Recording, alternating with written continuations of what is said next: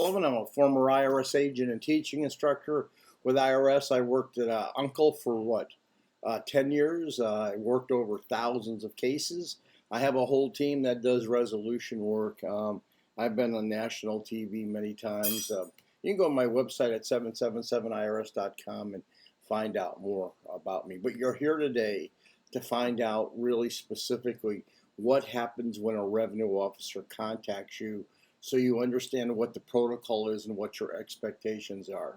So having worked thousands of cases and being a revenue officer, we used to go out and bang on doors, boom, boom, boom, and hold up our commission, and people would say, oh, they'd get that fright or their deer look in their headlights, and all we wanted was information to close the case. It wasn't like, well, we did seize property and stuff like that, but generally for the most part, that's all we did. But today, revenue officers are not allowed to knock on your door. They're just not allowed to do that. They stopped doing that for security reasons, impersonation reasons.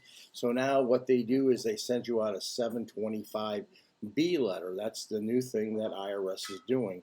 It's a new form created because you're not allowed to be a door banger anymore. So when you get that, you're going to find a list of things. They used to call the document request. IRS used to send out a form 92, 97 with a list of things. So now what the 725B is the revenue officer is now setting up an appointment in their office, and they're giving you a list of things on this 725B that they want to start their investigation with. This is just only the start. Basically, when they get that information, it's like having a flashlight. They're going to crawl around and look for other stuff, but it's basically the basic information they're looking for.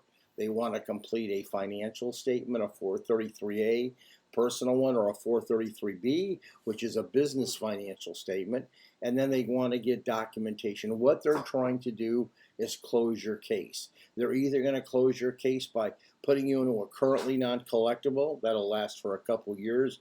They'll go ahead and ask for a payment agreement, or they may say, you could be an offer candidate.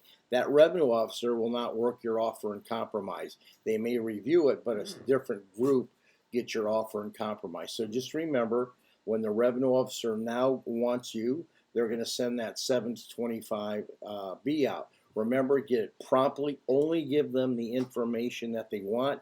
Make sure all your tax returns are filed, and if you're self-employed, make sure you're current on that. If you need representation because you've got a bossy revenue officer, or you don't like the way what they're asking for, you may want to get a former revenue officer. But that's what the 725B is. Remember, that's just the start of the investigation.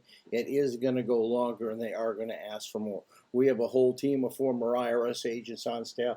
I have been doing this for 51 years, and I am a national expert. Give me a subscription on this if you would. If you call my office, you want to use this, you speak directly to me. And I got a bunch of different revenue officers for you. Anyway, call me if you need me. Thank you so much for listening. Once again, leave a comment if you want, and give me a subscription. By the way, why do people ask for subscriptions? Just so you know, because YouTube says if you get more subscriptions, we believe more people like you. That's the reason people ask for them. Thank you very much.